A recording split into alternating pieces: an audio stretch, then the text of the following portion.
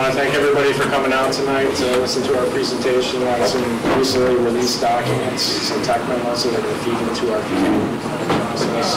I know you guys have busy schedules. Some of you have come a little bit further than some of us, and I appreciate that. And, so tonight we're going to talk about two of the tech memos that were recently released, the Radon Assessment and the Health Effects tech memo. We've also had some disagreements on some of the stuff going back and forth. We recently released the news from the Corps. I would sum it up as a disagreement on the conclusions drawn from facts that have been and data that's been collected at the site. To continue that conversation, if you're so willing, we're going to have a Q&A at the end of the session, so we can talk about it then if you'd like. If anybody's interested and is aware of the issues and concerns being brought to the floor. I would like to say that we do take all community concerns seriously. We are going to go out and do some additional characterization data and gather some additional data in those areas to alleviate some of those concerns. So with that, I'll get to the agenda. And like I said, we'll have an hour worth of presentations where we'll walk you through the tech memos. We'll take a short break so you can grab some coffee and cookies and try and wake up after the presentation because the material is a little dry. And then we'll break up into 3 tables in the back, which will basically address the topics we'll discuss this evening and have some small group discussions. DOE is supposed to be here to talk about their capital report as well. We have a table set up for them, but I don't actually see them here right now. So maybe they're coming a little bit later. And then we'll take notes at each of those tables, and then we'll report out at the end and see what the community concerns are, what the issues are, and move forward from there. What?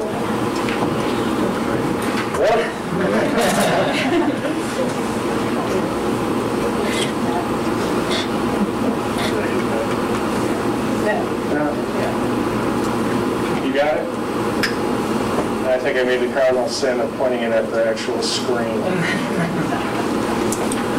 All right, so I'd like to take a moment and kind of walk through some roles of responsibility, some of the people responsible for putting some of these documents together.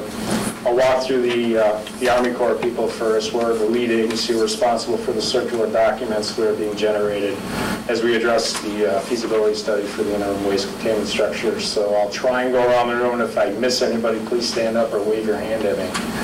We have David Frothingham, Environmental Engineering Team Leader. And they're all Steve Beakey, Environmental Project Management Team Leader. And now I can't see it. Jane Staten, Project Engineer. Bill Frederick. Now I see where they're all hiding. Senior Geologist Karen Kyle, Risk Assessor. Jeff Hall, Environmental Health Team Leader. Hank Spector, Health Physicist. We have Bill Miller here somewhere. He's the Health Physicist. Bill Kovalevsky, Chief of Special Projects Branch. Michelle Barker, Regional Technical Specialist, hiding over there. Anybody else? Did I forget anybody? Okay. To assist us in this effort, we have our lead contractor, who's SAIC. We have Project Manager Steve Connor. We have Sam Pack, who's our FS team leader, and she'll also be making a presentation this evening, and Harry Fatkin, who's a risk assessor, will also be part of the presentation this evening. And of course, Alan Rager, who does public affairs for SAIC. And we do have the pleasure of Argonne National Labs company this evening. They're helping us throughout the whole CERCLA process. We have John Peterson, who's a health physicist, and Margaret McDonald, who's a risk assessor. They've been working on this site since the 80s. Margaret started when she was 10. And of course, we have Doug Sarno, who's our technical facilitator, helping us enhance our communications and efforts with our community outreach. Department of Energy, I saw Dave Pepson here. He's from the DOE headquarters. His cohorts in crime are still missing. They're probably eating dinner. We also have the Environmental Protection Agency here. We have Paul Giardina. He's the federal regulator. They provide input in our documents and independent technical review.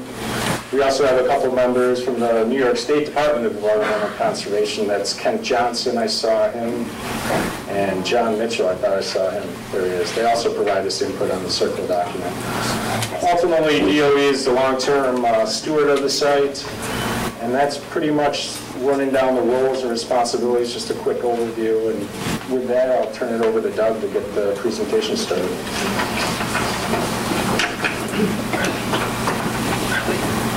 Thanks, John. I just want to kind of do a quick orientation to what we're doing and how it's going to lay out tonight and the topics we're going to cover. First thing I want to let you know is there's an acronym list in your packet. We're trying to keep the acronyms to a minimum, but if you hear something or see something on the screen you don't understand, there is a list. I'll point out a couple that we're going to use a fair amount this evening. One is ARARs, applicable or relevant and appropriate requirements. This is the process under the CERCLA regulation, which I'll explain in a second, that looks at all of the laws or regulations that would apply to the cleanup activities that are going to happen on site and what they need to meet, just to make sure that all the particular activities meet those laws and requirements. So there's an ARAR review that's done, and then those laws are addressed at the site. CERCLA, the Comprehensive Environmental Response, Compensation, and Liability Act. Some of you may have heard of that as the Superfund law, although the Superfund itself is not applicable to the NFSS, but it is the same law that addresses environmental cleanups of abandoned waste sites around the country. And so the CERCLA process, I'm going to go through in a little bit, is the one that we're following here. FS is feasibility study. That's a particular piece of the CERCLA process, cleanup process that we're going to talk about today. The IWCS is the Interim Waste Containment Structure. That is the actual disposal facility on the site of the NFSS. So when you hear us talking about IWCS, that's what we're talking about. And so those are just each time we come across those, hopefully we'll say them out loud and not use the acronyms too much, but just to let you know.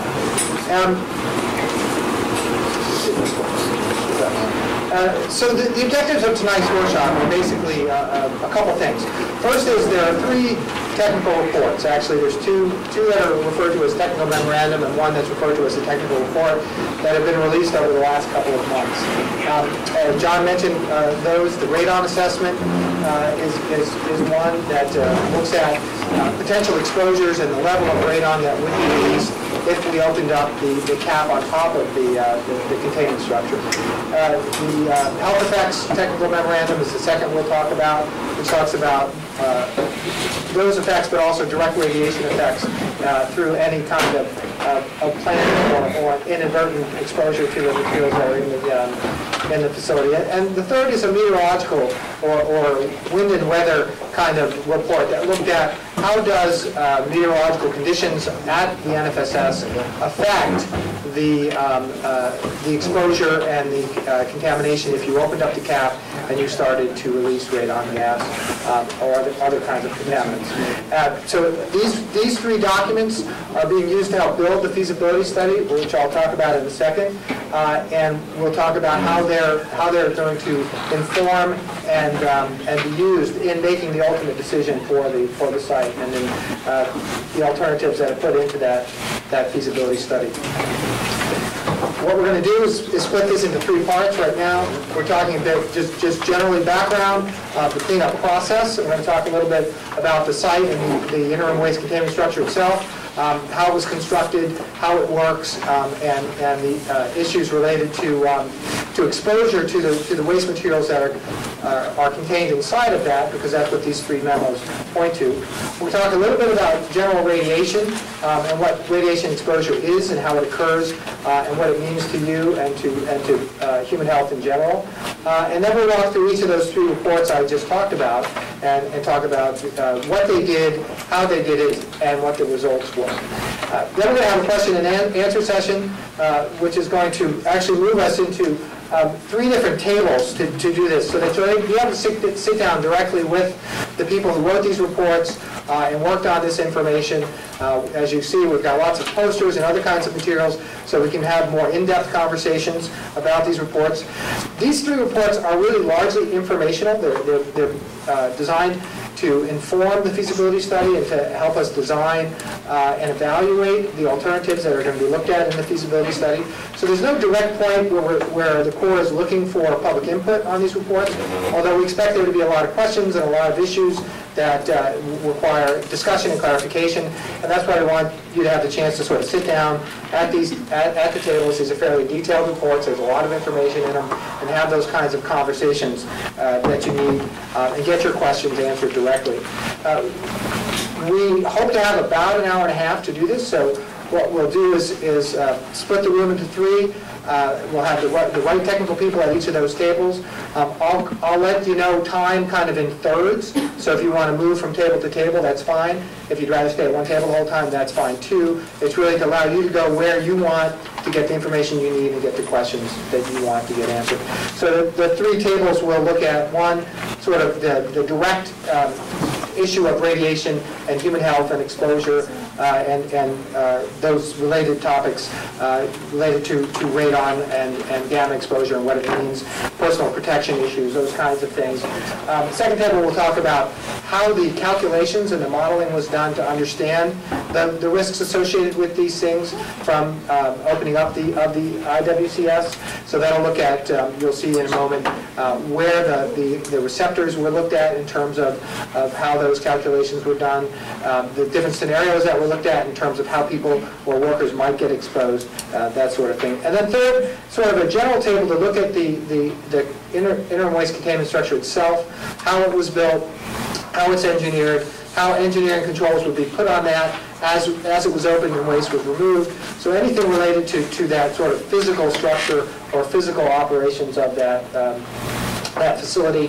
And as John mentioned, there's news from the Corps about some concerns whether or not the cell could be leaking, and those issues would be discussed at that table as well in terms of how the facility is working, and those the monitoring and the levels and those sorts of things related to that discussion as well.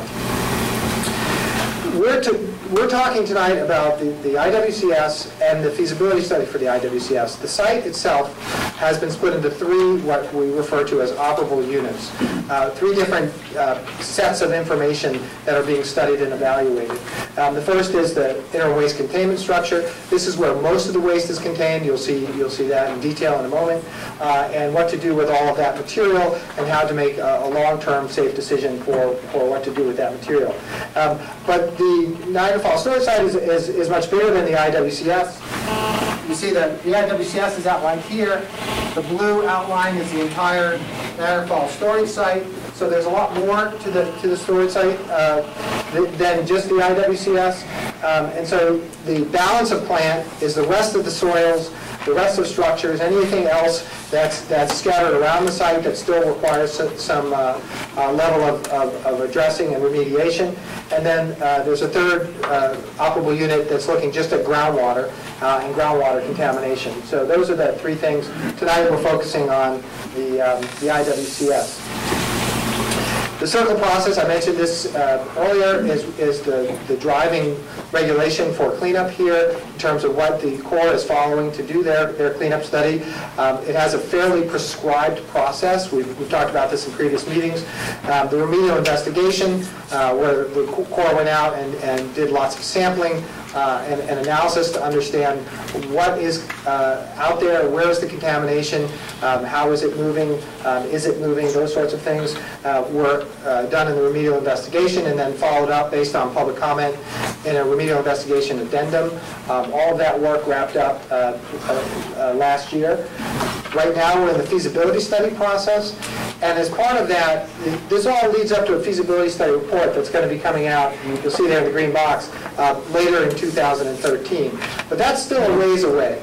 So the Corps decided to design and release a series of technical memorandum to sort of help communication and help interaction with the public, so that not everything was just waiting until that set of alternatives was evaluated and put on the table later next year, but that the public had an ongoing access to what's going on, what's the information, what kind of analysis and thought process is going on. I'll talk about the set of technical memoranda that we're working through right now.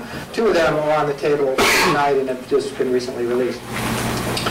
Once all the study and evaluation goes through, the feasibility study will actually have a list of remedial alternatives that are, and a detailed analysis of those remedial alternatives.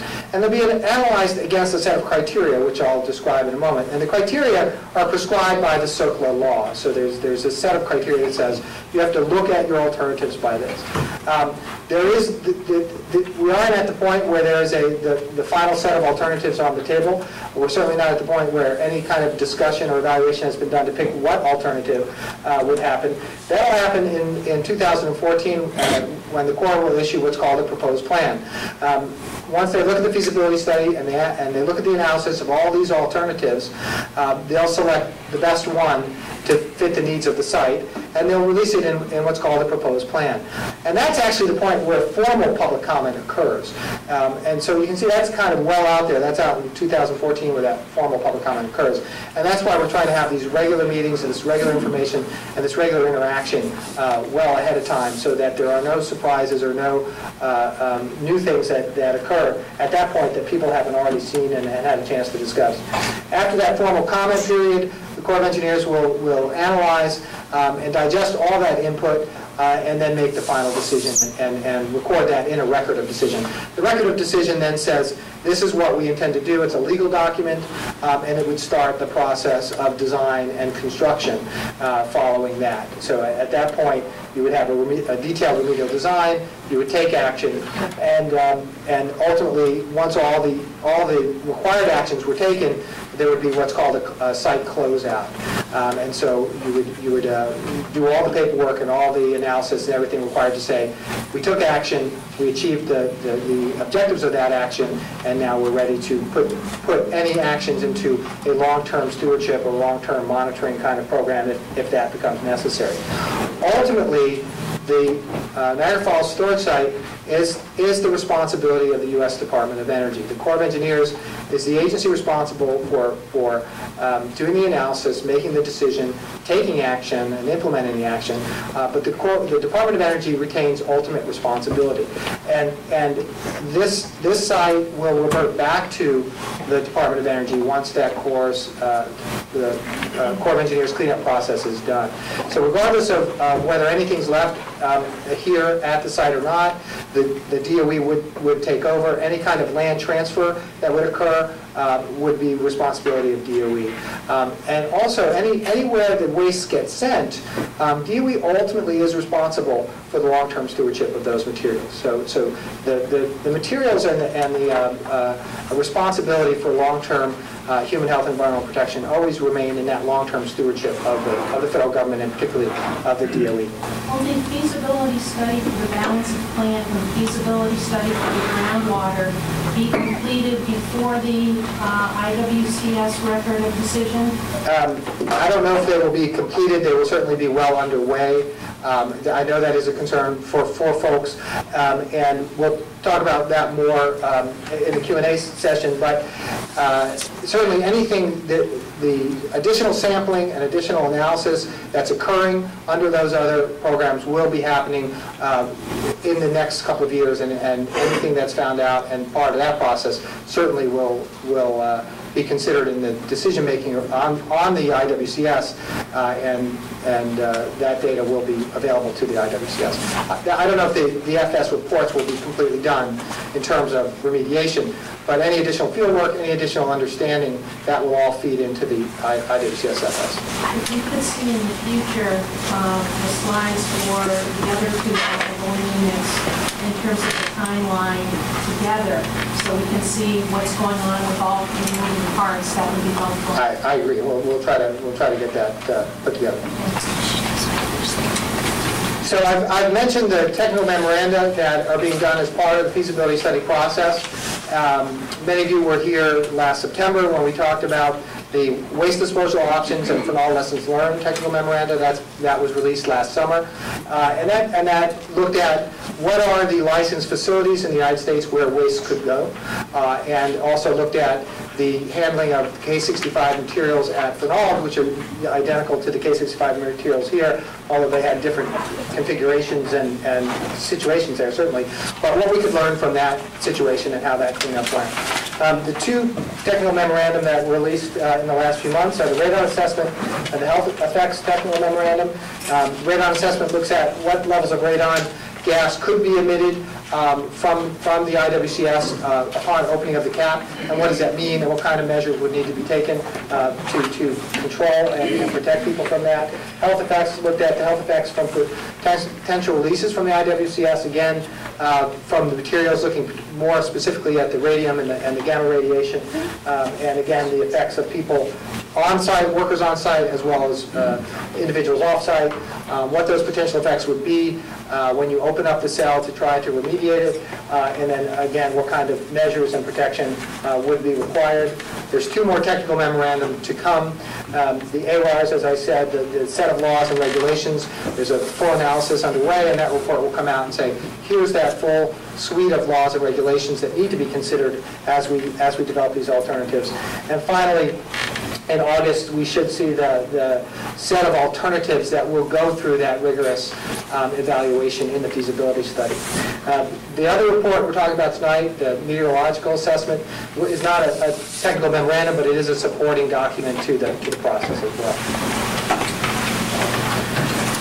I talked about the evaluation criteria that will be used as part of the feasibility study that the Corps and its contractors will use to conduct detailed analysis of all of the alternatives that are going to be developed.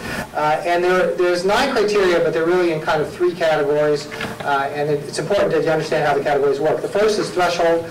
There are 2 threshold criteria. Protection of human health and the environment is one, and complying with regulations, or that's that AWARS analysis, is the other. No alternatives move forward unless they meet these 2. All the alternatives have to be protective of human health and the environment, and all alternatives have to comply with the AWARS. If they don't move to that rigorous analysis. They won't be considered. Once you have a set that meets those 2, it does move to a set of balancing criteria, and there are 5 balancing criteria.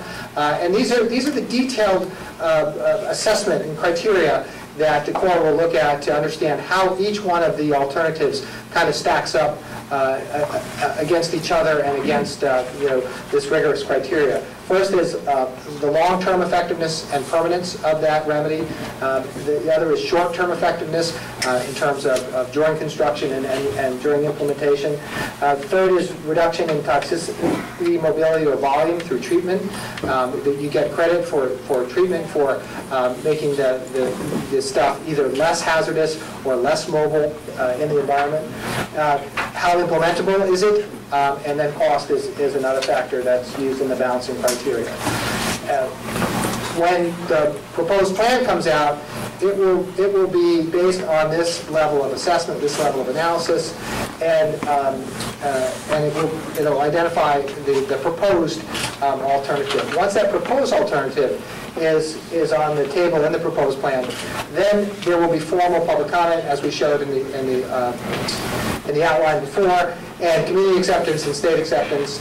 And in this case, both the US EPA and state departments that would be looking at this will weigh in formally at that time. And then the Department of Energy will take all of that into account in either affirming that remedy or selecting a different remedy or amending that remedy to meet any concerns or issues that might have been raised at that time. And that final remedy would then be put into a record of decision. So that's kind of what we're going to do tonight and the outline of the process. And now Samantha Packer from SAIC is going to come up. She's going to talk a little bit about the background of the site, very short history, and talk about the IWCS construction and how it works. Thanks so much. Good evening. Like I said before, we get into these 2 very technical memos. We're going to spend some time looking at the design of the design and construction of the IWCS. I'm going to spend some time talking about where the radiation is inside the IWCS, because we're going to be talking about sources of radiation quite a bit in the tech memos. I want everyone to have the same understanding of what we're talking about here. I'll be on this slide for a while, so bear with me. In 1942, the U.S. government acquired approximately 7,500 acres of land to create the Lake Ontario Ordnance Work, which is shown in tan on this slide. The site is located, just for your reference, just down Fletcher Road, right down from this building, just a few miles down from this building. The government produced TNT at the LOOW only for 1 year before they shut down production. In 1944, the Manhattan Engineer District was granted use of a portion of the LOOW to store radioactive residues. The area in blue became the eventual area where described as the Niagara Falls storage site, which is the location, the area of light blue, the location of the residues. During and after World War II, the Manhattan Engineer District contracted with processing facilities in several parts of the country to extract uranium from ore to create uranium metal that was needed for the Manhattan Project to create atomic bombs. The unused ore material that was not extracted in that processing is called residues or ore residues. You'll be hearing a lot about residues in this presentation tonight. That's what we're talking about. These residues also contained radioactive materials that weren't needed for atomic warfare. And so those radionuclides remained in the residues. The two primary residues that remained, or radionuclides that remained in the residues, were radium and thorium. So for about 10 years between 1944 and 1954, the Manhattan Engineering District and the agencies that came after that periodically shipped residues to the Niagara Falls storage site. Starting around 1980, maybe a little bit before that, the government began a series of actions to consolidate any residues or waste that had been shipped to the storage site to one location of the site. And that's what we're here to talk about tonight. It's the area of dark blue on your side. It's the Interim Waste Containment Structure. So between about 1983 and 1986, all of the residues that had come to the Niagara Falls storage site got placed into the IWCS. So for those of you who haven't had a chance to go out and see the IWCS, this is what it looks like today. Just to give you some perspective, it is about 3 football fields long and about 1.5 football fields wide. It covers approximately 10 acres in total. And you can see there's not a whole lot to look at, so you only look at it for a short period of time. I want to review the original objectives for creating the IWCS in the first place. First, like I said, to consolidate all the waste at the storage site in one spot. Second, to develop an engineered barrier to prevent radon emissions from the residues. That was one of the key objectives. Third, to restrict precipitation in the form of either rainfall or snow melt from getting in and contacting the wastes and the residues. And then finally, to prevent leaching to groundwater. So those were the primary reasons and the primary design objectives that were used to construct the IWCS. The real reason we're here is to talk about what's inside the IWCS. What you're looking at here is a historical photo. It's about 1970, taken in about 1970. It was taken before, obviously, the construction of the IWCS. The IWCS outline is the white dashed line. So that's the outline of the current IWCS. At the top part of the IWCS, you see what we'll be referring to as the R10 residue and soil pile. And then down in the bottom part of what is the IWCS are the old buildings that were used for the Lake Ontario Ordnance Work water treatment system. The biggest one of those buildings, does this work? There. Building 411 is the location of many of the residues now. And then there are two little buildings right here that also house residues within the IWCS. On the next several slides, we're going to walk through how the IWCS was constructed and how waste was placed within it. This historical photograph gives you a better look at these old water treatment buildings. Again, here's the big building, building 411. Here are also two buildings that remain within the IWCS, buildings 413 and 414. All the rest of these buildings you see were actually demolished during construction of the IWCS. And these buildings, the rubble and debris from these buildings were placed in the IWCS before it was capped. Okay, this old photo actually shows a picture of building 411, the big building, with the roof off. The grid-like structure on this building, of course, are just the roof beams. All these grid is the roof beams. And one thing I want to walk through with you, you'll be hearing in the presentation, we'll be talking about bays within the building, okay? When they actually constructed the IWCS, they made an effort to isolate this building into 4 separate bays. Okay, this is Bay B, this bottom part of the grid. Bay C are these 2 rows of the grid. Bay D is a larger bay, and it's right here. And then Bay A is this very small area up there. Another thing I want to point out on this photograph is that at this time, this was taken around 83, 84. They were constructing at the time a cutoff wall. This cutoff wall and dike system surrounds the entire IWCS, both the north part of it and the south part of it. And in a few minutes, we're going to see a slide that shows the construction of that dike and cutoff wall. All right, here's the inside of building 11 before any residues were transferred into it. They cleaned out everything before they did any transfer, so you see how clean it is. Keep in mind that these buildings were originally built to be water reservoirs, and so they're pretty tight. They hold things very well, which is one of the reasons that they decided to transfer the residues in here. All right, now these buildings were built within a brown clay unit. And under the brown clay is a gray clay layer. The gray clay is the bottom of the IWCS. It is considered the bottom of the IWCS. And you'll see some schematics of that pretty soon. So here's the cutoff wall I was talking about. This cutoff wall, again, surrounds the entire IWCS. It's built into this brown clay. What's real important about this schematic is that all around the IWCS, they dug and built the wall into the gray clay layer. So it's about 1.5 feet into the gray clay layer all around the IWCS. And effectively what that does, and what that was designed for, was to prevent any lateral migration out of this unit.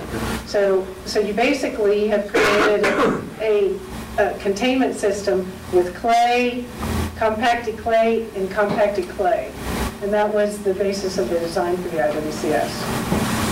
Now in this photograph, you can see where they're actually constructing that cutoff wall. That's a person, so that gives you a perspective of how large and how deep this cutoff wall is. One of the design specs was these clays that they used to build the cutoff wall had to be compacted to be very impermeable. Impermeable meaning no water, as little water as possible could move through them. So I think back at one of the tables in a little while, we have a photograph of them compacting the clay to build this dike wall, and you'll be able to see that.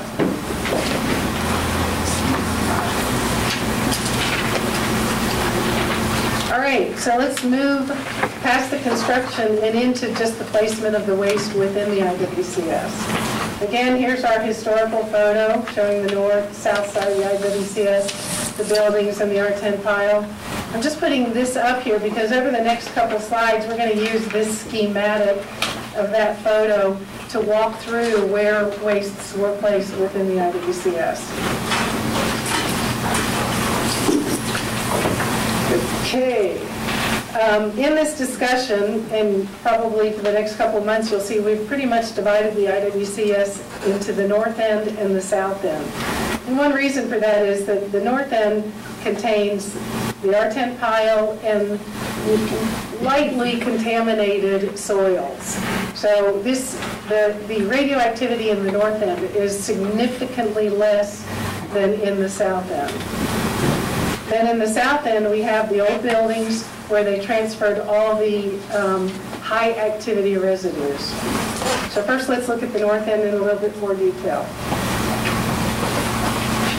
Okay, the R10 residues came from the Lindy Ceramics plant in Tonawanda, starting in around 1944, and they were placed on open ground just out at this part of the site. For many years, these residues were stored on open ground, and throughout the years, the department would add soil to this pile. So over the years, this pile became a real mixture of these R10 residues and soils. Now keep in mind the R10 residues are probably about 5,000 times less radioactive than some of the high activity residues. And so one of the reasons they were allowed to just remain on the open ground. But however, since it was stored on the open ground for so many years, they saw some sloughing, soil sloughing, some runoff, and some leaching from that R10 pile. So in 1980-81, they began a remedial action to reconstruct the R10 pile. They pulled it all back. They dug any soil that had sloughed off and put it within the containment system into the cutoff wall. So that happened in 1981. The burgundy color here represents some contaminated soils that were excavated and remediated throughout the LOOW and the Niagara Falls storage site, and some other debris that was put into the IWCS before they put the cap over it. Okay, the south end. The south end of the IWCS contains the residues in the bays, in the buildings. In a few minutes, we're going to walk through a cross-section, a slice into these buildings of these bays. And that slice mirrors this line across the IWCS. We'll also, in a few minutes, have an animation that kind of walks you through how these bays were filled when they were transferring the residues into them. One important note here as we move into the cross-section and the animation, keep in mind how very small Bay A is. Okay, so when you see the cross-section, you just got to remember it is has very much less volume to it than these other bays. Another very important note here for us as we do the feasibility study is because we know the dimension of these buildings and these bays with a high degree of certainty, we have a high degree of certainty in terms of the volume of residues and other materials that we're going to be dealing with. A lot of feasibility studies do not have that luxury, and that is one uncertainty we don't have to deal with. All right, some of the other wastes that were placed within the southern part of the IWCS, like I said, the building rubble from the demolition of some of the other old buildings is down here. Some of the construction materials from the transfer of the residues, some of the equipment that could not decontaminate is actually in the IWCS down here.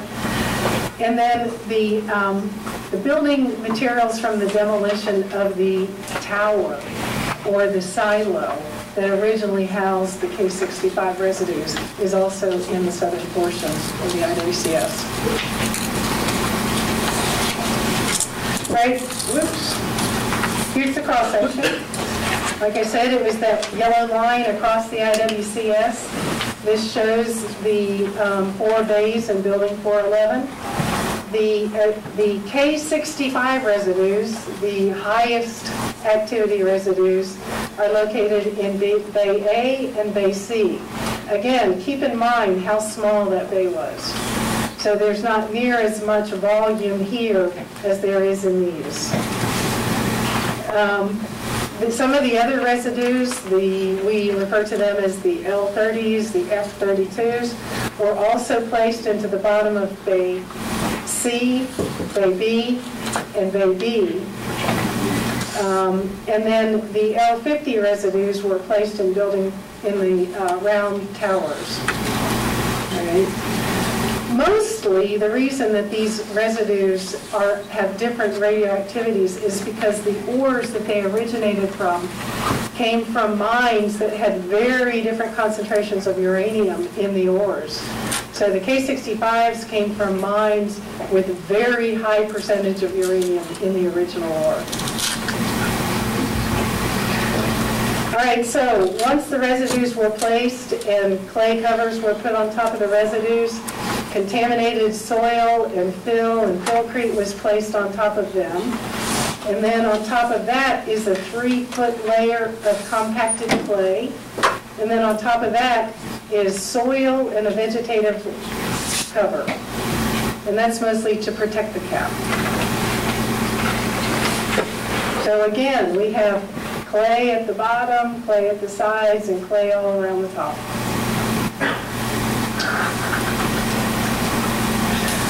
Okay, so in summary, let's summarize the waste in the IWCS. There are about 370,000 cubic yards of soil and wastes and debris and residues in the IWCS.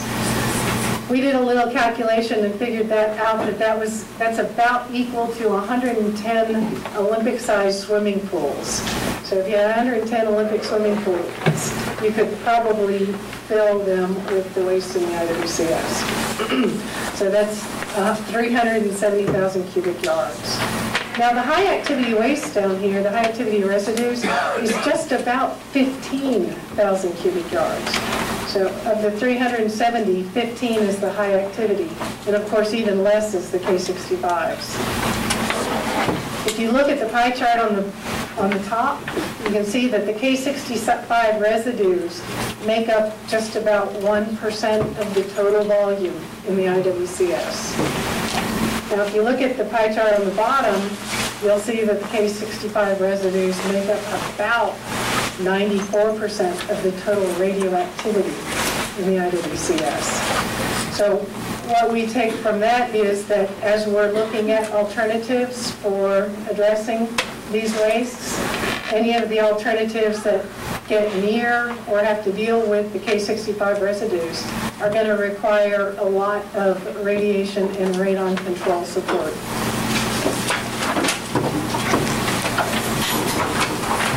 Okay, so we're going to walk through a quick animation of these bays being filled. I'm going to go through it pretty quickly because there are about 30 continuous slides. But we will have this animation at the back table that is going to be the table that talks about the IWCS construction. So if you want to come back and just kind of walk through it, you're welcome to do that later.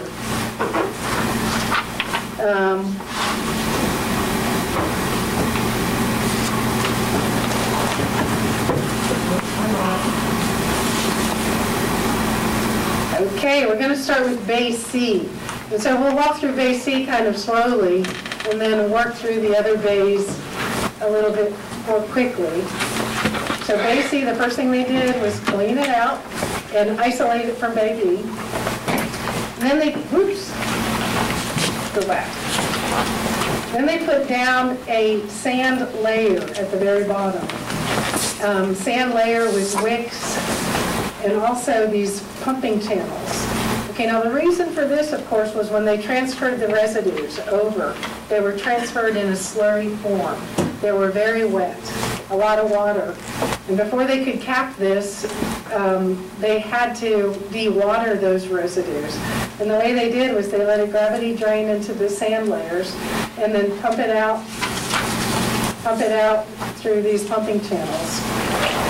So it started with the sand layer.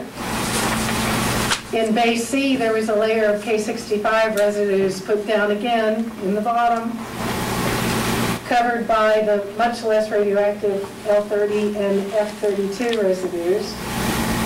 Then they put a vacuum seal. This vacuum helped them de-water. It created a vacuum so they could de-water the residues better. Followed by some contaminated soil and then a compacted clay cover. Bay A, again the drain layer. They actually had dewatering wells in this one where they could just pump out through the wells. This one is filled completely with the K65 residues. Again, remember how small this one is. And then a clay cover on top of that. Bay B is similar. I'll just kind of go through this. You're welcome to come back to the table and walk through it yourself. Okay, Bay D is the big one. There's a very thin layer. It's about a 5-foot layer of the L30s and F32 residues. There's a sand layer on top of that. And then on top of that is a layer of contaminated soil. And this is a pretty large volume within the field. This contaminated soil was soils on the storage site that got contaminated likely because of the transfer of the residues. So there's soils mostly around the old tower where the K65s were housed. And you know, that was a wet, sloppy process, and so they had to go back and clean up any soils that showed unacceptable levels of radioactivity. And when they did, since they had contacted the K65s, they put them in this building. And that's what you see in this building. So we have the gray layer on the bottom, the cutoff walls, the bays being filled with residues, soil on top of that, the clay cap on top of that, and the vegetative cover. So there's the IWCS. So throughout the rest of the presentation, when you hear about the sources of radiation, this is primarily what we're talking about. So with that, I'm going to turn it over to Harry, and he's going to actually walk us through the, well, actually, I think I have one more slide here. Oh, you've got it. Yeah. There. All right, I'll do a quick overview of the tech memos, then Harry will come up and talk about the details. Okay, so the first one is the Radon tech memo. The Radon tech memo presents the results of modeling that were performed to evaluate what is happening with the radon now inside of the IWCS and what could happen as we start remedial alternatives that would excavate into the IWCS. We use this information in the feasibility study in two key ways. The first is it helps us identify the potential radon control systems we're going to need to design into any of the alternatives that expose the residues. The second thing it helps us with is that it helps us identify worker protection requirements during remediation. Worker protection requirements impact productivity significantly, so we have to know these as we do the design. The second tech memo, the health effects tech memo, went beyond looking at just radon and looked at all the potential contaminant-related hazards that could be encountered in remediation, including hazards and exposures to non-radionuclides, such as metals. This tech memo presents potential short-term risks to workers and the public in the course of a remedial action. We are required to look at this as part of the feasibility study. The CERCLA process, Doug pointed out the 5 criteria. Looking at short-term risks is one of the 5 criteria we have to look at. In addition, one thing I want to point out is that while we were putting the Radon tech memo together, Dr. Beck of the CAC recommended that we also look at radon dispersion using another air dispersion model. In this tech memo, we had looked at radon dispersion using the CAP 88 model. EPA also has another model they use for air dispersion called AirMod. And so as part of doing this second TM, we re-looked at the radon dispersion modeling using AirMod and using some more up-to-date Met data. And they presented the results of that in this supporting technical report. So you'll hear a little bit about that too. So with that, I will turn it over to him.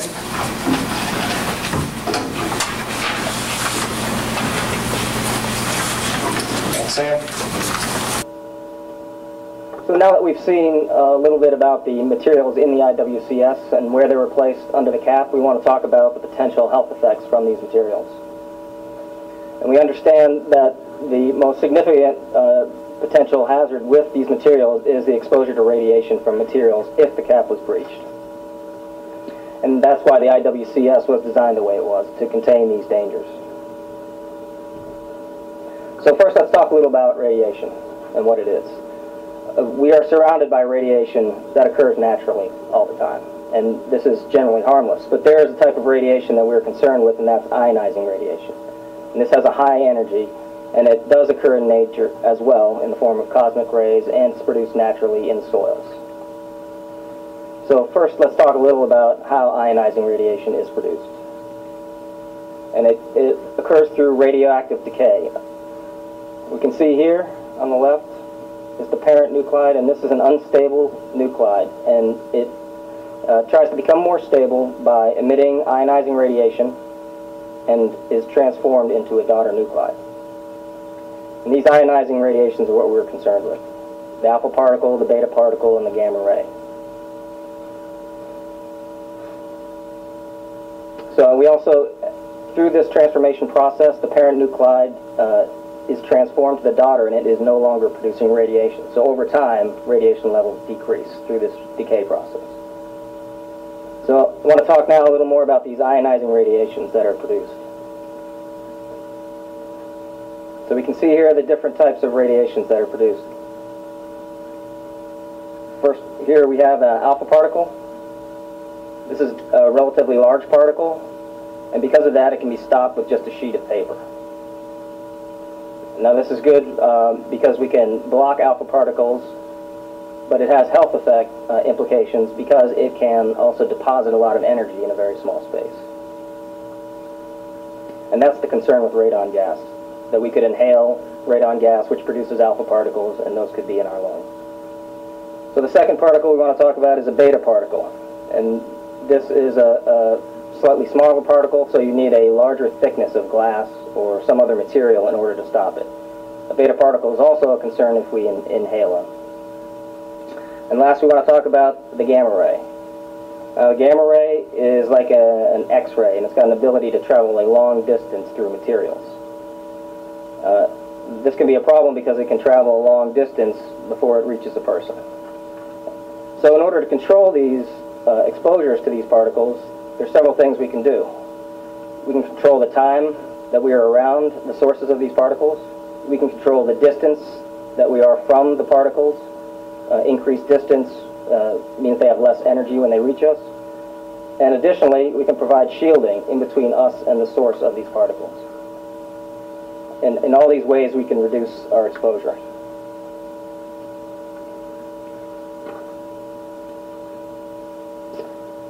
So we talked previously about how an atom will decay. As the atom decays, it can go through a series of steps before it reaches a stable state. Here we see lead is the stable state from radium. Radium is as we saw earlier, compromises a large portion of the material in the IWCS.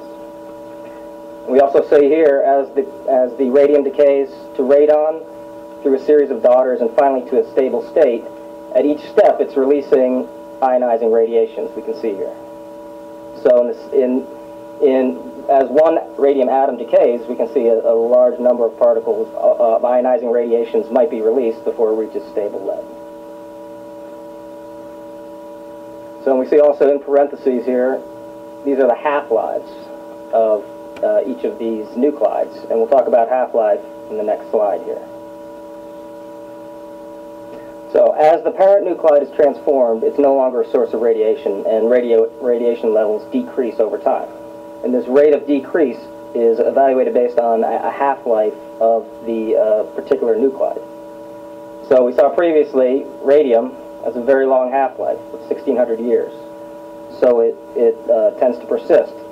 To put it in perspective, one radium half-life ago was the year 410 AD. So if you put aside a pound of radium in 410 AD, today you would have half a pound of radium left. So that's a very slow decay process. In contrast, we have radon. It has a very short half-life of 3.8 days. So it tends to decay away rapidly. And that's because of this, the radon gas is not building up within the IWCS, but it's decaying away quickly as it's produced. So now we want to look a little more about at radioactive decays over several half-lives. And you can see at the top the relative differences as we move through a series of half-lives. There are very few particles left when we get to the ninth half-life. In general, after 7 half-lives, less than 1% of the original material is remaining. So we want to summarize: radioactive materials emit ionizing radiation, and there's a small volume of IWCS materials that's going to be radioactive for many thousands of years, producing daughter radionuclides such as radon gas. So I want to talk now about why we're concerned with ionizing radiation. These particles have the ability to cause changes in cells in the human body, and that can lead to health effects such as an increased risk of cancer incidence.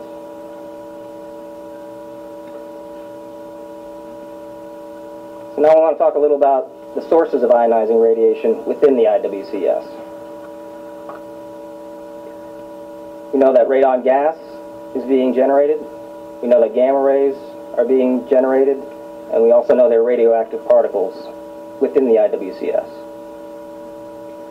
So the radon gas release rates were addressed in the Radon Tech Memo and the Health Effects Tech Memo. The transport of radon gas through the air was addressed in both the Radon Tech Memo and the Meteorological Technical Report. And because the Tech Effects Health Memo indicated that the particulate emission pathway was not as significant as radon or direct gamma exposures, the rest of the slides are going to focus on the first two pathways listed here, radon gas and direct gamma exposures. So first, let's look at radon gas. Let's look at what it is, where it comes from, and why we're concerned about it. So radon gas is naturally occurring. It's inert, colorless, odorless gas, and it is heavier than air. And radon is produced naturally in the environment. Uranium-238 occurs in soil naturally, and that is the parent of radium. We showed the decay chain earlier. We didn't show the parent of uranium, which produces radium, which then leads to the radon gas. And this is happening in soil naturally. The difference is, in the IWCS, we have much higher concentrations of radium than in natural rock. And this is because the residues are natural rock where the radium was concentrated in the processing. So the high concentration of radium in the IWCS also means a high concentration of radon gas, which is controlled by the design of the IWCS cap. We also know that removing the IWCS cover materials would release high levels of radon gas unless we implemented other control measures. And again, the risk from radon gas and ionizing radiation is damage to cells and ultimately the potential for an increased risk of cancer. So now let's talk a little about gamma radiation, what it is, where it comes from, and why we're concerned about it. As I said earlier, gamma rays are like X-rays. They're odorless and colorless. The gamma rays can be formed naturally in certain rock formations, as we talked earlier, in the presence of uranium, and also cosmic rays from sources in space constantly reach the Earth.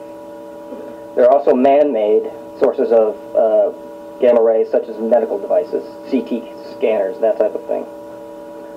As with the radon gas, our concern is the potential for an increased cancer incidence. So now I've discussed a little about the sources of radiation within the IWCS, and in this slide we want to discuss how the cap design helps to reduce these risks. So we can see, as we discussed earlier, radon gas is being generated from the materials within these bays. The radon gas is slowly moving through very tiny pores in the layers of clay and other materials here. And because those pores are so small and it takes radon a long time to move through them, the radon is decaying away and it's not reaching the surface. And we know this because we have monitoring and modeling that confirm this. Similarly, gamma rays are being produced in these bays from the materials. The gamma rays are absorbed by the various layers of material, and because of the many layers, the gamma rays are minimized when they reach the surface. Again, we have monitoring data that shows this. I want to also mention that the cap of the IWCS is designed to inhibit the infiltration of rainwater, and the vegetative cover is designed to prevent erosion and minimize frost heaves. So now I think we're going to have a demonstration of background materials from Neil Miller. How do you seem to consider whether it would be a release of liquid when you go up to the IWCS? How do you look at this? That's something We're focusing here on what's in the Radon Technical Memorandum and what's in the Hypothetical Technical Memorandum.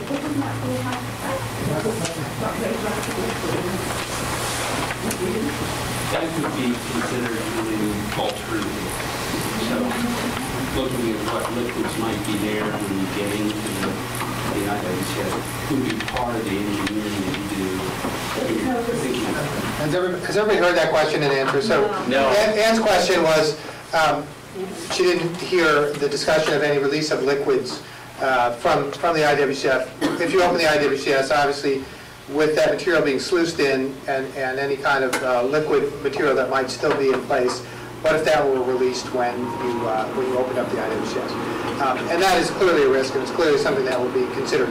It was not part of these technical memorandum. That was not part of that was not part of the scope of these technical memorandum in terms of gamma radiation and the alpha particles from radon. However, what Steve said was that is very much part of the FS process, and so each remedial alternative will look at how that might occur and whether liquids could be released or exposed or spilled or whatever as you go in. So yes, it's important. Yes, it will be done. No, it's not done in these. It's not done yet.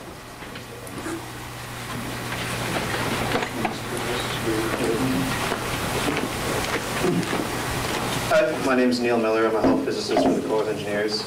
I have 2 slides to go through, and then I'm going to show you a demonstration with a few radiation detectors, and I'll try to re-emphasize what Harry was talking about with time, distance, and shielding, and how you try to reduce your exposure to radiation, and I'll demonstrate different types of instruments that we use to find the different types of radiation in the field. First, I want to emphasize that we have a very elaborate environmental monitoring program at the Niagara Falls storage site. The 2 tech memos that we're talking about tonight are about radon gas and exposure to gamma radiation, different radioactive materials in the IWCS if they were to be removed, or in an inadvertent intruder scenario like drilling or an animal burrowing. So what I wanted to point out is the monitoring that we have at the IWCS currently for external gamma radiation, as well as radon flux. Radon flux is the picture in the bottom left, down here. And there's the IWCS, that's a 10-acre site. Up here in the top left corner is a charcoal canister that we place at 180 locations on the IWCS once a year. And that measures the amount of radon that's coming up through the IWCS, and it's in units of area per second. We have locations on the site for this, as well as background locations. 3 background locations that we have. One is right outside this door, right behind the baseball field. We have one at Lewiston Porter High School, and we have one on Balmer Road, north of the site. And those are compared, our background locations, we compare those to the radon flux locations on top of the IWCS, and there's no difference. There's no radon flux coming up through the cap that's distinguishable from the background canisters that we have. Other monitoring that we do for radon and gamma, right here, we have TLD badges. Those measure external radiation doses. We have those at 27 locations around the IWCS. And the canister next to it is a rad track detector, and that measures radon gas. And that's typically located up in this picture here at the breathing level. So we're measuring radon off the ground at 27 locations around the IWCS. We have background locations for those too, and we compare those. These are changed out every 6 months. And in the picture up here is we have our own badges, and the Department of Environmental Conservation also changes out their badges every 6 months. Now, before I go and show radiation detectors, I just want to re-emphasize background radiation. Harry mentioned that we're exposed to radiation all the time. Right now you are. There's radioactive material in soils. I'm sure people in here have had, or have known people who have had radon tests in their basement. There's uranium that's in soil around your foundation. Uranium decays to radon that impacts through cracks or through water. And you can enter in a communication basement that's closed off. This information came from NCRP, the National Council of Radiation Protection, and they put out reports of natural background radiation in the United States. So going along the bottom, they have the different types of radiation that people are exposed to. There's radon, there's terrestrial in the ground, cosmic radiation, different types of radon, potassium-40. An isotope of potassium is radioactive. It has about a 1 billion-year half-life, so it's still around. It's in bananas. I have a demonstration of salt that I'll show you. Thorium and radium series, which are naturally occurring, and various other types of radiation. Okay, so I'm going to go over here. I'll talk through it really quick. I'll talk through it here, then I'll go. So I have 3 different types of radiation, or alpha, beta, and gamma radiation. I have a source, a radioactive source, check source for each of those. And I'll go through and I'll show you the type of detectors that we use for that. I'll show you how you can shield it with different materials, and hopefully just give you some perspective on what you've heard so far. This first, is this working? I just wanted you to get too close to the speaker. Okay. I'll keep an eye on you. Okay. This first type of detector measures alpha and beta radiation. It has a really thin window, so it allows the beta and alpha particles to penetrate through it. As Harry showed you, that alpha particles can be stopped very easily, and beta particles, with a little more work, can be stopped easily as well. And you'll read this in the reports, and when we move forward with different alternatives, this is important to show the different types of protection that you'll need to have in place. This has an audible click to it, so I'll let you know what the numbers are, but just really listen for the clicks.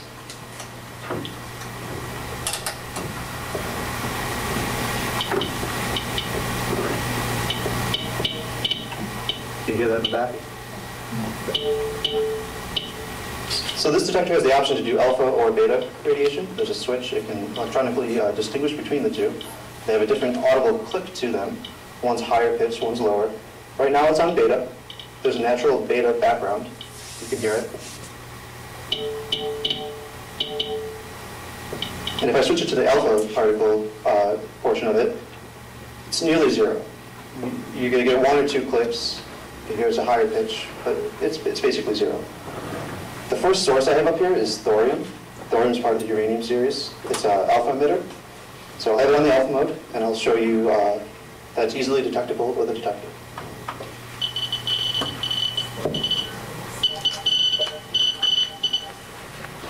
Now, I don't know, can you guys hear this if I don't have the microphone up to it? Yeah. Okay, I'm going to move a small distance away from it, going up. Okay. It's being absorbed into the air. You can't detect it far away. It's really easy to shield it. Okay. Another example is put a piece of paper on top of it, and I'll lay the detector flat on it again. It's not there. Okay. next type is beta radiation. For that, I have a strontium-90 source. It's primarily beta emitter. I'll switch to the beta mode. And I'll move away slowly. It's going to take a further distance for you to not hear it anymore.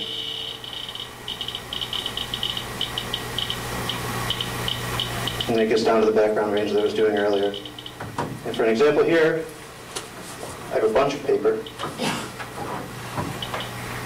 And that'll show it. So that's alpha and beta radiation. Over here,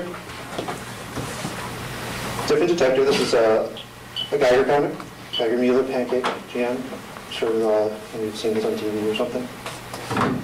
And I have two types of salt. This one is just regular table salt. It has sodium chloride in it.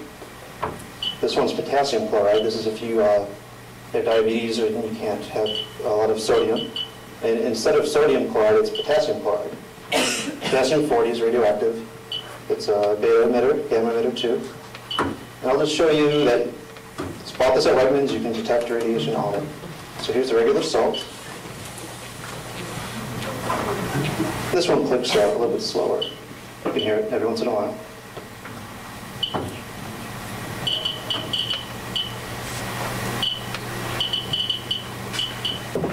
And this is in a container. And if I took it out, put it in a bag, it would be a bigger difference. But you can hear it, an audible difference in counts coming off natural radioactivity. And this one is a sodium iodide detector that measures gamma radiation. I have a cesium source here. And this one's going to be real quick, just to show you the different detectors that we have.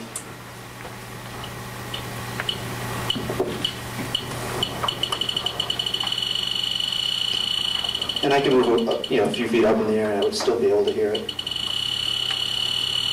This is what we use to distinguish between radiation in the field.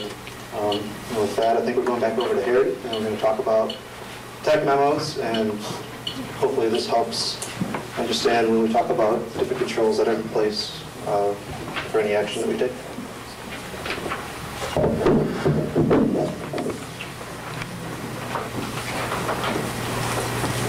Thank you. This next slide is a repeat of a slide we saw previously, but I want to point out some of the computer modeling aspects in the technical memorandum.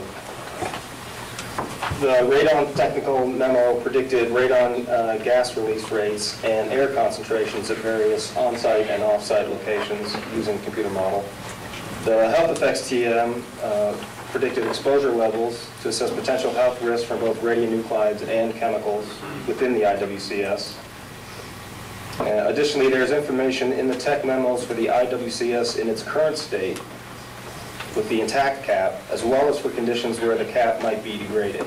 So let's talk about how those future conditions might come about. We evaluate hypothetical exposures because we wanted to determine the effectiveness of controls for waste that might be exposed by various means, either intrusion or intentional excavation. And we needed this in order to explore the feasibility study alternatives. So, hypothetical exposures without the cap were meant to provide generalized estimates that could be applied to more specific situations that were developed in the FS for particular remedial alternatives. And the results of these hypothetical scenarios are used to guide the evaluation of these FS alternatives, design protective measures, where the exposure of IWCS materials might require some controls if exposed. Let's talk first about accidental intrusions into the IWCS. These accidents could be a breach with a piece of mechanical equipment. It could be an animal burrowing, or it could be an investigation that put a borehole in the wrong place.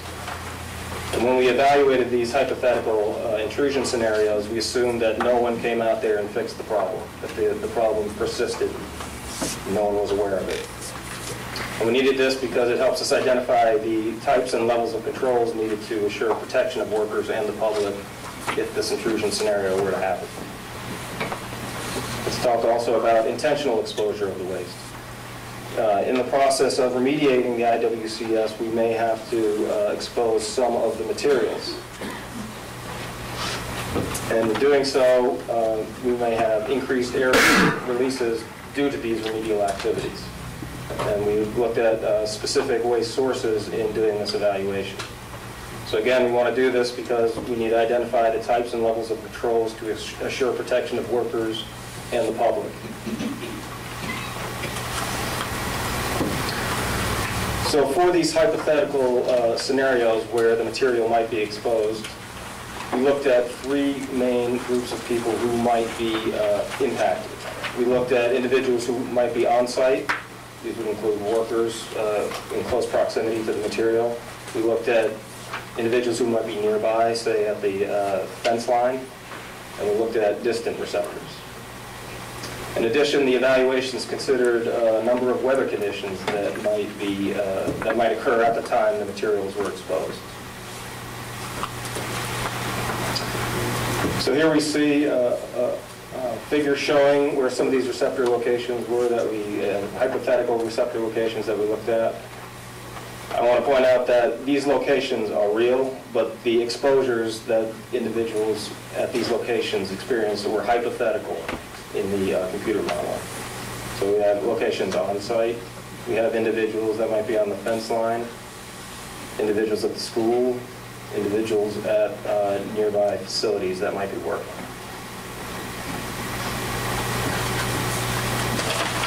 So, I want to just recap a little. As previously presented, we know that the key exposure pathways, if we were to expose some of the IWCS materials, are inhalation of radon gas and exposure to gamma rays. The health effects TM also evaluated direct ingestion of the residues in case an individual were to come in direct contact with this material. We know that inhalation of the radon gas is a significant exposure pathway because radon may cause health effects to our lungs. And we know that large amounts of radon gas could be emitted from the small volume of highly contaminated IWCS materials when exposing these K65 residues. We also know that gamma ray exposure would be more significant if the IWCS materials were exposed because the cap is not providing shielding.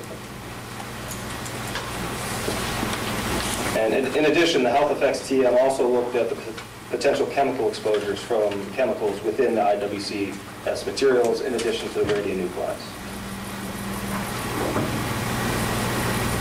Now we want to summarize a little bit about what we've learned. So we know from handling the waste previously that when we worked with the dry waste, and that is the waste as it was put into the K65s as they were put into the silo originally, the exposures were significant. Later on, the material was sluiced to the IWCS, and the increased water content produced much lower exposures. So we know that the addition of water can provide shielding in this material. Additionally, we have information from the modeling. The model has been validated by the monitoring data at the IWCS, so we know that we can use it to make predictions in the future. So we want to bring together the lessons learned and the modeling predictions to help us guide the evaluation of the FS alternatives. So finally, we want to summarize a little about the tech findings in the tech memos. So we know that potential exposures and health effects are currently prevented by the IWCS cap. The main issues there are radon gas, gamma radiation, and waste particulates to a smaller degree. We know that continued monitoring and maintenance of the cap is essential. We also know that if the cap were breached, perhaps for remediation, we'd need worker protection measures and a radon abatement system. So we're going to take a short break and use the restroom, get cookies, whatnot. And what we're going to do while you break is split into the three tables where we're going to handle the Q&A and give you a chance to talk with the people who prepared these reports. The three tables, the first table we'll put in the front of the room. We'll talk about issues with radiation and human health. anything that was covered in the presentation or the tech memos that have to do with how radiation works, human exposure to radiation, health effects of exposure to radiation, anything like that, we're going to talk about at Table 1, which will be in the front of the room. In the middle of the room at Table 2, we'll talk about the models and the calculations that were done to estimate and evaluate the risks from exposing the materials inside the IWCS, and that includes where the receptors were identified in terms of running those calculations, the different exposure scenarios that were used in terms of opening up the cap or inadvertent intrusion in the cap. Any questions along those lines we'll talk about at the second table. At the third table, it'll be kind of a catch-all for the IWCS, so it's beyond the stuff that was just in the tech memos themselves, but the original design and construction of the IWCS, how the wastes were placed, where the wastes are, anything about those wastes in particular, any questions about movement of materials and other kinds of things we will talk about at that back table, and that will be in the back of the room. So just raise your hands when I point to the experts that will be at the first table on radiation and human health will be Neil Miller, Hank Spector, Jim Barber, and John Peterson. At the middle table on the risk modeling and how the risk assessments were done there, Karen Kyle from the Corps, Harry Fackin from SCIC, who you just heard, and Margaret McDonald from Argonne Labs. At the back table to talk about the IWCS and also back there talking about any engineering controls and how you would build engineering controls to help control and contain that radon once you lift that cap off. Our Jane Staten, Michelle Barker, and Bill Frederick from the Corps, who are all sitting back there I think already, and then Sam Pat from SAI.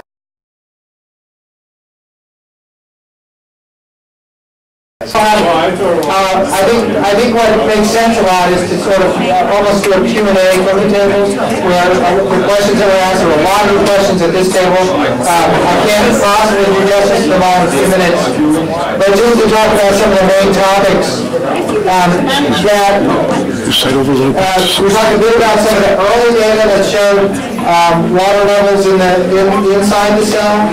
Those existed for the first 5 years before that monitoring system didn't work anymore. But there was a little disagreement about whether those were trending downward or upward. It does appear in future studies and evaluation that the cap itself is not settling at all, but it's very stable. So that is all good news. And there's also absolutely no gas leaking out of the cell. So that talks about the integrity of the cell. So those are all important conversations. I was asked whether, without digging into the cell, there was any opportunity to look at its integrity, and there has been some studies done to look at that remotely, and they can see the integrity of the cutoff walls and the walls of the buildings, but obviously can't see the individual layers themselves. I was pointing out the groundwater moves very, very slowly, and that the real risk, the risk from the radon gas far exceeds any groundwater potential risks, and that was one of the things to be cognizant of here. There was a lot of questions, concerns about why we're doing this in 3 operable units. Why not coordinate all that, put it all together?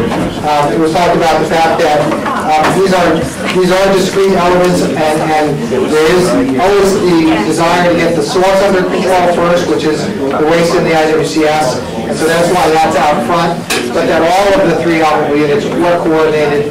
If anything were ever discovered in any of the other investigations that would affect any of the other decisions, all that information is being shared, and that the data for the balance of plan that's looking at some of the areas where we're seeing higher levels in the wells will be available before the final decision on IWCS. So all that will be considered as things move forward. It was asked what's the most challenging issue here with this cleanup. And two things then came up. One is just doing it safely, all the controls that have to be put into place. This is a, radon controls and radon knowledge has changed dramatically from the 80s when this was moved the last time. It's going to require a much more robust process, a much more complex process to control that sort of thing. Cost also came up as one of the major issues here. That at the end of the day, whatever was selected, it was going to cost, the price tag associated with that was likely to be pretty significant, and that has to be paid for, and it's not going to come out of the regular FUSRAP budget because that money's just, the FUSRAP budget just isn't that big. So it ultimately would end up for a congressional ask to pay for the cleanup here. Those were a lot of the big things. Did I miss anything, Ted, that you would add to that?